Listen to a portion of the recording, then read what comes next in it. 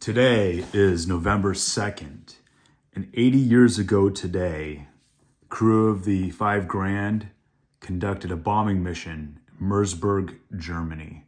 What makes this mission significant was, first, it was their 13th mission, which they considered to be unlucky, but it was also the 100th mission for the 486 Bombardier Group. And so it was considered a historical mission from their perspective.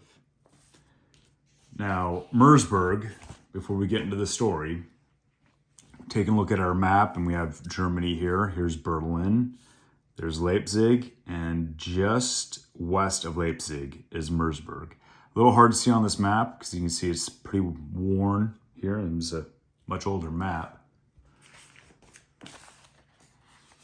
But let's get into this story.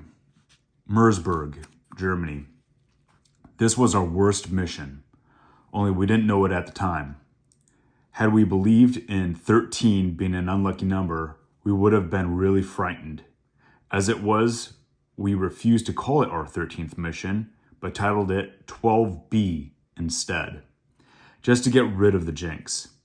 This was the 100th mission for the 486th, so we felt as if it were making history that day.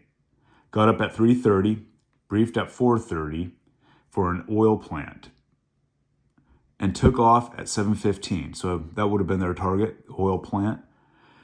We were PFF duty. Remember, that's that radar detection that they used for designating targets. We were PFF deputy lead until the group was over the German front lines on the way back, and the leader aborted, so we took over the lead. Our group ran into 18 minutes of steady and accurate flak before, during, and after bombs away. Looking out of my waist window, I could see the exploding flak make black puffs which formed a huge U in the sky as the radar-controlled guns on the ground followed our formation around. When it came time for us to drop our bombs, 3 out of the 19 250-pounders hung up, so we had to drop them later over a forest. The B-17 behind us got a direct hit just as bombs were released and blew up in midair. Several fellows were thought to be seen bailing out, but due to the suddenness of the explosion, it was seriously doubted whether or not any escaped. We had 4 small holes in our plane, plus having our antenna shot in half. The friendly fighter cover was real good, so we saw no enemy planes. We flew at 2,700 feet, but thanks to our warm plane, we stayed comfortable. That was the end of the description. You see, it was very unfortunate. One of the crews did perish in there, and like you said, the likelihood of anyone actually surviving that event is pretty low.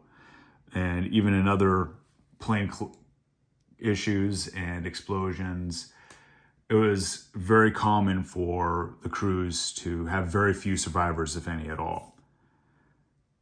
Well, next time we are going to have our next mission on the 4th.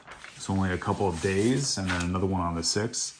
Well, we're going to be talking about what happens on the 4th in Neunkirchen.